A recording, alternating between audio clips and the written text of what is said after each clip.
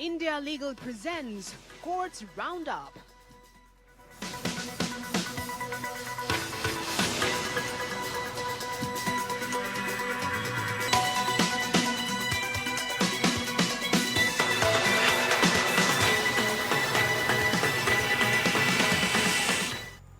नमस्कार, आप देख रहे हैं कोर्ट्स राउंडअप और मैं हूं आपके साथ वक्ता दुबे। और इस बुलेटिन में अगले आधे घंटे हम आपको कोर्ट से जुड़ी तमाम छोटी बड़ी खबरों से रूबरू करवाएंगे। कोर्ट की कार्यवाही और सुप्रीम कोर्ट से लेकर हाई कोर्ट और लोअर कोर्ट्स तक के फैसलों को हम आपके सामने रखेंगे। तो चलिए शुरू करते हैं कोर्ट्स राउंडअप।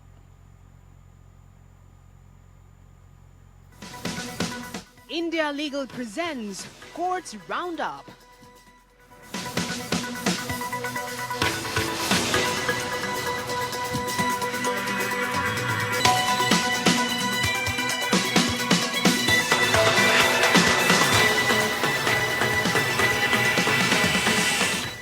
दिल्ली की नई शराब नीति के कथित घोटाले के मामले में राउज एवेन्यू कोर्ट में सुनवाई हुई और दिल्ली के मुख्यमंत्री अरविंद केजरीवाल की न्यायिक हिरासत की मांग करते हुए ईडी ने अर्जी दाखिल कर कहा कि 2 जून को आत्मसमर्पण के बाद उनकी न्यायिक हिरासत में भेज दिया जाए। ईडी ने कहा कि उनकी न्यायिक हिरासत समाप्त हो रही है और फिलहाल वो अंतरिम जमानत पर है और इसीलिए हमने ये अर्जी लगाई है। सुनवाई के दौरान कोर्ट ने ईडी से पूछा कि अभी वो अंतरिम जमानत पर हैं, तो आपने केजरीवाल की न्यायिक हिरासत क्यों मांगी है। ईडी ने कहा कि हम ऐसी स्थिति नहीं चाहते कि ये आरोप लगाया जाए कि हमने समय पर कस्टडी के लिए अर्जी पेश नहीं की। ये अर्जी तब तक के लिए है जब तक वो आत्मसमर्पण करेंगे।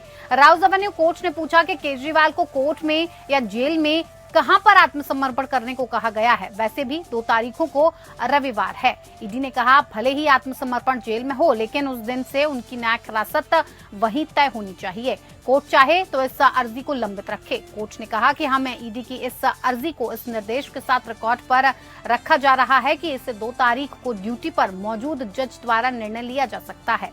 उधर राउज एवेन्यू कोर्ट ने दिल्ली की नई शराब नीति के कथित घोटाले से जुड़े सीबीआई के मामले में आरोपी बीआरएस नेता के कविता की न्यायिक हिरासत 3 जून तक बढ़ाई।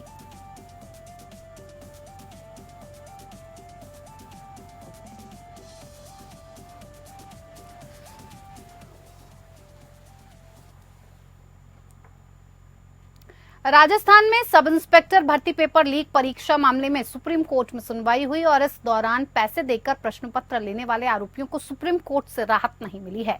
जस्टिस पीएस नरसिम्हा की अध्यक्षता वाली बेंच ने मामले में आरोपियों की गिरफ्तारी को अवैध बताते हुए उन्हें रिहा करने की मांग वाली याचिका पर सुनवाई से इनकार करते हुए पूछा कि याचिकाकर्ता सीधे सुप्रीम कोर्ट क्यों आए हैं। साथ ही कोर्ट ने आरोपियों को राजस्थान हाईकोर्ट जाने को कहा। दरअसल इस मामले में आरोपी सुरेंद्र कुमार, नरेश कुमार और श्रीमती राजेश्वरी ने अपनी रिहाई के लिए अनुच्छेद 32 के तहत सुप्रीम कोर्ट में याचिका दायर की थी। वहीं दूसरी तरफ इस मामले में अन्य आरोपी सुभाष बिश्नोई, अभिषेक बिश्नोई, राकेश और मनीष बेनीवाल समेत 2 अन्य आरोपियों की हाईकोर्ट के आदेश को चुनौती देने वाली याचिका पर भी फिलहाल किसी भी प्रकार का आदेश जारी करने से इनकार किया। हालांकि कोर्ट ने आरोपियों की याचिका पर राजस्थान सरकार को नोटिस जारी कर दिया। दरअसल सुभाष बिश्नोई, अभिषेक बिश्नोई, राकेश और मनीष बेनीवाल ने 8 मई को राजस्थान हाईकोर्ट के उस आदेश को चुनौती दी है जिसमें मामले के परीक्षण के लिए निचली अदालत को वापस भेज दिया था, जिससे अवैध गिरफ्तारी के आरोपों की समीक्षा की जा सके, क्योंकि राजस्थान के डीजीपी से एक तथ्य खोज रिपोर्ट की मांग की गई है जो अभी भी लंबित है। फिलहाल कोर्ट 15 जुलाई को मामले पर अगली सुनवाई करेगा। 11 ट्रेनी एसआई और एक कांस्टेबल समेत 12 आरोपियों ने एक बार फिर सुप्रीम कोर्ट का दरवाजा खटखटाया। राजस्थान हाई कोर्ट से राहत नहीं मिलने पर इन आरोपियों ने सुप्रीम कोर्ट में याचिका दायर की। याचिकाकर्ता सुरेंद्र कुमार, नरेश कुमार, राजेश्वरी समेत 12 आरोपियों ने अनुच्छेद 32 के तहत शीर्ष अदालत में याचिका दायर की है।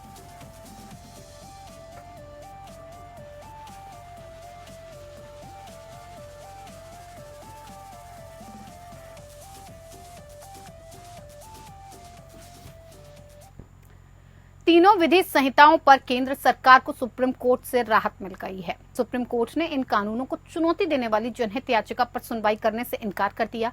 संसद से पिछले साल ही भारतीय न्याय संहिता, नागरिक सुरक्षा संहिता और साक्ष्य अधिनियम पास किए गए थे। ये जनहित याचिका वकील विशाल तिवारी ने दाखिल की थी।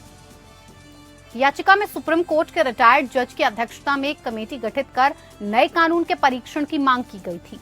साथ ही नए कानूनों को लागू करने पर भी रोक लगाने की मांग की गई थी। याचिका में यह भी कहा गया था कि जब ये कानून संसद में पेश किया गया तो उस समय संसद में व्यापक चर्चा नहीं हुई, क्योंकि उस समय अधिकतर सांसदों को निलंबित कर दिया गया था। केंद्र सरकार की अधिसूचना के मुताबिक 3 नए क्रिमिनल कानून 1 जुलाई से लागू होने जा रहे हैं और इसे लेकर केंद्र सरकार ने 24 फरवरी को अधिसूचना जारी कर दी थी और इसमें कहा गया है कि ब्रिटिश काल के भारतीय दंड संहिता आईपीसी, भारतीय साक्ष्य अधिनियम और आपराधिक प्रक्रिया संहिता सीआरपीसी की जगह लेने वाले 3 नए आपराधिक कानून 1 जुलाई से लागू होंगे। ये 3 नए आपराधिक कानून भारतीय न्याय संहिता, भारतीय नागरिक सुरक्षा संहिता और भारतीय साक्ष्य अधिनियम हैं। इन तीनों बिलों को शीतकालीन सत्र के दौरान संसद के दोनों सदनों द्वारा पारित किया गया था।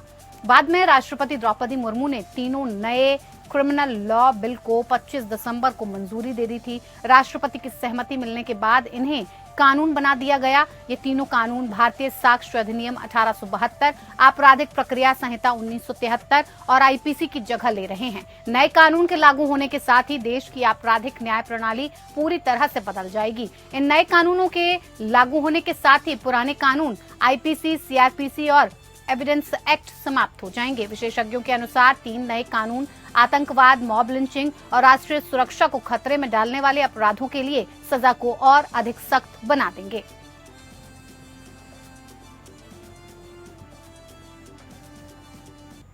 सुप्रीम कोर्ट ने गुजरात हाई कोर्ट द्वारा न्यायिक अधिकारियों की पदोन्नति के संबंध में अपने हालिया फैसले में योग्यता सह वरिष्ठता के आधार पर न्यायिक अधिकारियों को पदोन्नत करने के लिए हाई कोर्ट द्वारा नियोजित उपयुक्तता परीक्षण को बढ़ाने के लिए कुछ सुझाव दिए।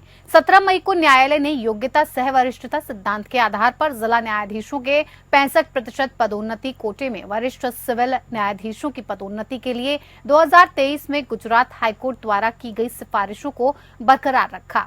Chief justice DY Chandrachud, justice JB Pardiwala और जस्टिस मनोज मिश्रा की पीठ ने अपने फैसले में गुजरात राज्य न्यायिक सेवा नियम 2005 के नियम 5 के तहत लागू योग्यता सह वरिष्ठता और उपयुक्तता परीक्षण की अवधारणा को समझाया। नियम 5 के लिए आवश्यक है कि जिला न्यायाधीश कैडर में 65% भर्ती योग्यता सह वरिष्ठता के सिद्धांत और उपयुक्तता परीक्षा उत्तीर्ण करने के आधार पर वरिष्ठ सिविल न्यायाधीशों के बीच पदोन्नति के माध्यम से की जाएगी। न्यायालय ने सुझाव दिया है कि गुजरात हाईकोर्ट उपयुक्तता परीक्षा के पहलू पर अपने नियमों में संशोधन कर इसे उत्तर प्रदेश उच्च न्यायिक सेवा नियम 1975 के अनुसार विस्तृत बना सकता है। प्रमुख सिफारिशों में एक अन्य परीक्षण घटक के रूप में मौखिक परीक्षा शामिल है। इसमें उम्मीदवारों के लिए प्रत्येक मौजूदा घटक के तहत उत्तीर्ण सीमा को बढ़ाना और 1 वर्ष की बजाय पिछले 2 वर्षों के उम्मीदवारों के निर्णय की गुणवत्ता पर विचार करना और योग्यता सूची को अंतिम रूप देते समय टेस्ट स्कोरिंग के भीतर वरिष्ठता को शामिल करना भी है। मौजूदा मामले में रिट याचिकाकर्ताओं ने जिला न्यायाधीश 65% कोटे के कैडर में वरिष्ठ सिविल न्यायाधीशों की पदोन्नति के लिए गुजरात हाईकोर्ट द्वारा जारी चयन सूची को भारत के संविधान के अनुच्छेद 14 का उल्लंघन घोषित करने से साथ साथ गुजरात राज्य न्यायिक सेवा नियम 2005 का नियम 5 के विपरीत घोषित करने की मांग की है।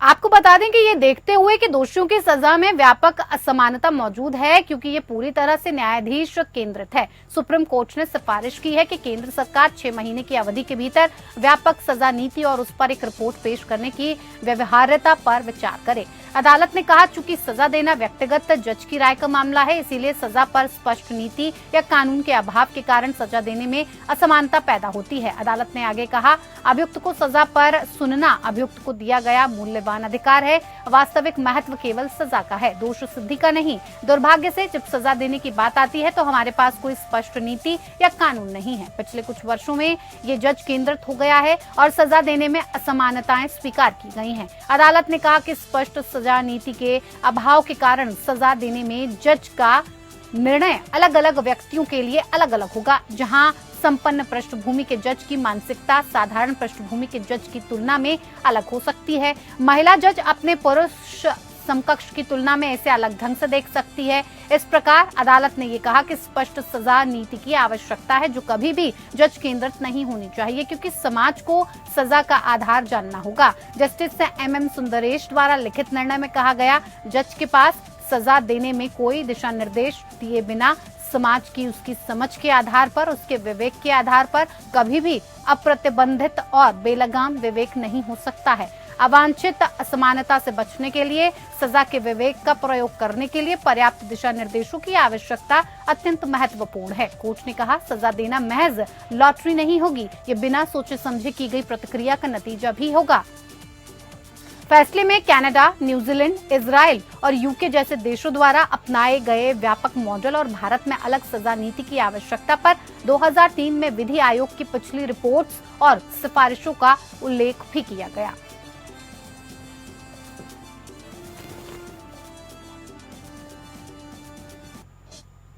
इधर सुप्रीम कोर्ट ने माना है कि महिला हिंदू को हिंदू अविभाजित परिवार की अविभाजित संपत्ति के पूर्ण स्वामित्व का दावा करने के लिए उसे संपत्ति का कब्जा होना चाहिए। जस्टिस BR गवई और जस्टिस संदीप मेहता खंड की पीठ ने वैधानिक योजना और उदाहरणों का उल्लेख करने के बाद कहा, ये स्पष्ट है कि उत्तराधिकार अधिनियम की धारा 14 की उपधारा 1 के तहत अविभाजित संयुक्त परिवार की संपत्ति पर पूर्ण स्वामित्व स्थापित करने के लिए हिंदू महिला के पास न केवल संपत्ति होनी चाहिए बल्कि उसने संपत्ति अर्जित की होगी और ऐसा अधिग्रहण किसी विरासत का तरीका या वसीयत या विभाजन पर या रख रखाव के बदले या रख रखाव की बकाया राशि या उपहार द्वारा या उसका अपना कौशल या परिश्रम या खरीद या नुस्खे द्वारा किया जाना चाहिए। हिंदू उत्तराधिकार अधिनियम की धारा 14 की उपधारा 1 के अनुसार महिला हिंदू को अविभाजित HUF संपत्ति पर पूर्ण स्वामित्व का दावा करने के लिए 2 शर्तों का पूरा करना जरूरी होगा। यानी सबसे पहले महिला हिंदू संपत्ति के कब्जे में होगी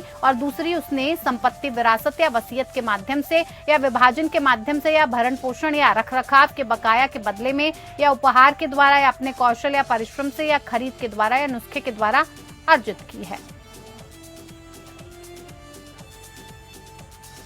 कलकत्ता उच्च न्यायालय ने भारतीय जनता पार्टी को अगले आदेश तक तृणमूल कांग्रेस के खिलाफ किसी भी प्रकार के अपमानजनक विज्ञापन प्रकाशित करने से रोक दिया है। न्यायमूर्ति सब्यसाची भट्टाचार्य ने भाजपा के विज्ञापनों के खिलाफ टीएमसी द्वारा दायर शिकायतों को संबोधित करने में बुरी तरह विफल होने के बाद भारत के चुनाव आयोग की भी खिंचाई की, जिसमें पश्चिम बंगाल में सत्तारूढ़ पार्टी का निशाना बनाया गया था।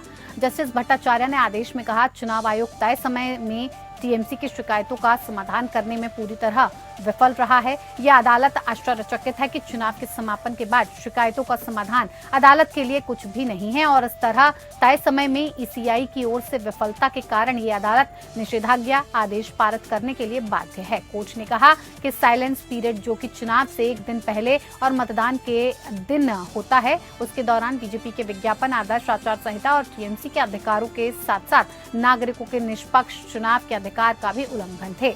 कोर्ट ने कहा, टीएमसी के खिलाफ लगाए गए आरोप और प्रकाशन पूरी तरह से अपमानजनक हैं और निश्चित रूप से प्रतिद्वंदियों का अपमान करने और व्यक्तिगत हमले करने के इरादे से है। इसीलिए उक्त विज्ञापन सीधे तौर पर एमसीसी के विरोधाभासी होने के साथ साथ याचिकाकर्ता और भारत के सभी नागरिकों के स्वतंत्र, निष्पक्ष और बेदाग चुनाव प्रक्रिया के अधिकारों का उल्लंघन है। इसीलिए भाजपा को अगले आदेश तक ऐसे विज्ञापन प्रकाशित करने से रोका जाना चाहिए।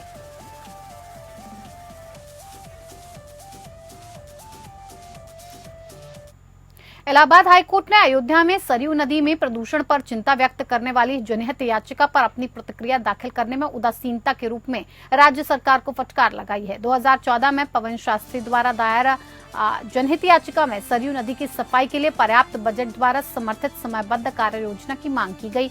इसके अतिरिक्त इसमें पर्यावरण और प्रदूषण नियंत्रण अधिनियमों को प्रभावी ढंग से लागू करने की मांग की गई, जिससे सीवरेज और अन्य जहरीले रसायनों को बिना उपचार के सरयू नदी में न छोड़ा जाए। पिछले महीने मामले की सुनवाई करते हुए कोर्ट ने सरयू नदी में प्रदूषण को लेकर उठाए गए कदमों के संबंध में आधिकारिक प्रतिवादियों से नए हलफनामे मांगे थे। प्रतिवादियों में यूपी राज्य और प्रदूषण नियंत्रण बोर्ड शामिल है। मामले पर 14 मई को जब दोबारा सुनवाई हुई तो जस्टिस राजन रॉय और जस्टिस ओम प्रकाश शुक्ला की खंडपीठ ने कहा कि राज्य ने अदालत के आदेशों के अनुसार कोई हलफनामा दायर नहीं किया। ऐसा देखते हुए अदालत के आदेश का जवाब नहीं देने में राज्य के अधिकारियों की उदासीनता को ध्यान में रखते हुए खंडपीठ ने राज्य सरकार को 30 मई तक अपना हलफनामा दाखिल करने का लगभग आखिरी मौका दिया।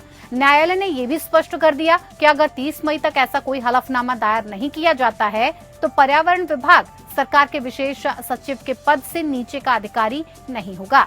यूपी सरकार को वीडियो कॉन्फ्रेंसिंग मोड के जरिए कोर्ट के सामने पेश होना होगा। सरयू नदी हिमालय में मानसरोवर झील से निकलती है। इसे घाघरा और मानस नंदनी के नाम से भी जाना जाता है। ये बिहार के सारण जिले में गंगा नदी में विलीन हो जाती है। 2017 की मीडिया रिपोर्ट के मुताबिक सरयू में 20 छोटे बड़े नाले गिरते हैं।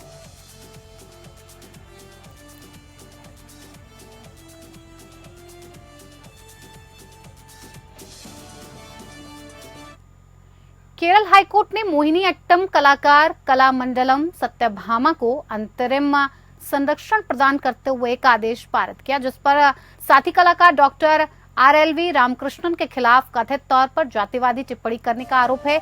जस्टिस के बाबू ने मामले को 27 मई 2024 तक के लिए पोस्ट करते हुए आदेश दिया। सरकारी वकील ने निर्देश प्राप्त करने के लिए समय मांगा है। याचिकाकर्ता को अगली पोस्टिंग तिथि तक गिरफ्तार नहीं किया जाएगा। सत्यभामा ने कथित तौर पर अनुसूचित जाति समुदाय से ताल्लुक रखने वाले रामकृष्णन के रंग रूप पर टिप्पणी की, लेकिन यूट्यूब पर वायरल हुए एक साक्षात्कार में उनका नाम नहीं लिया। सत्यभामा के खिलाफ अनुसूचित जाति, अनुसूचित जनजाति अत्याचार निवारण अधिनियम की धारा 3 की उपधारा 1R के तहत तिरुवनंतपुरम जिले के कैंटोनमेंट पुलिस स्टेशन में शिकायत दर्ज कराई गई थी। SC/ST एक्ट के तहत अपराधों की सुनवाई के लिए विशेष अदालत नेदुमंगड़ ने सत्यभामा द्वारा दायर अग्रिम जमानत याचिका को यह कहते हुए खारिज कर दिया कि प्रथम दृष्टया मामला बनता है। सत्यभामा की ओर से पेश हुए वकील एडवोकेट ने ये तर्क दिया कि सत्यभामा ने कला के क्षेत्र में बिगड़ते पेशेवर मानकों के बारे में अपनी चिंता व्यक्त की और कला के सुधार के लिए केवल व्यक्तिगत राय व्यक्त की।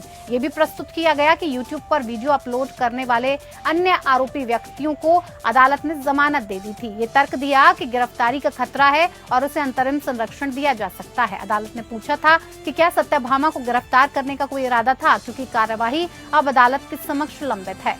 अदालत ने इस प्रकार अगली पोस्टिंग तिथि तक अंतरिम संरक्षण प्रदान करने का आदेश पारित किया।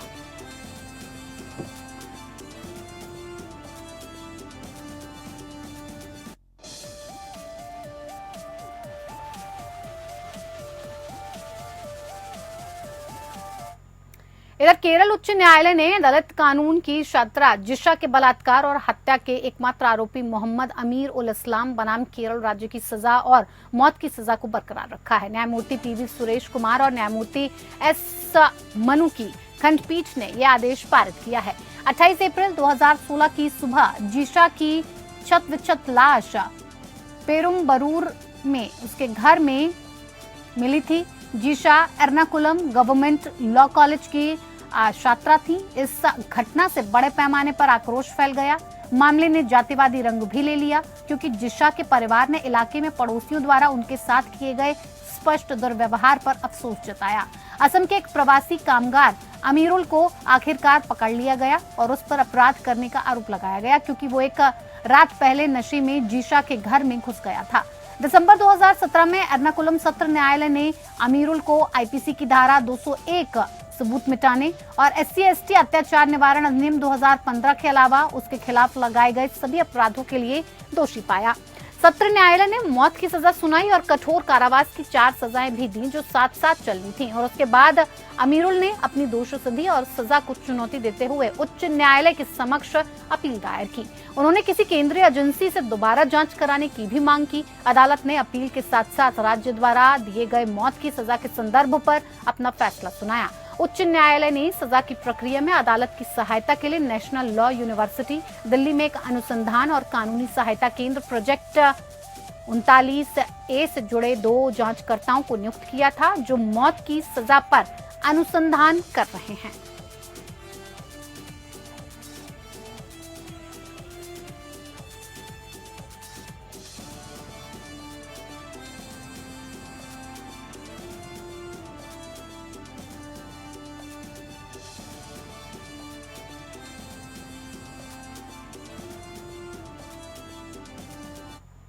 चलिए कोर्ट्स राउंड अप में इतना ही। नमस्कार। India Legal presents Courts Roundup.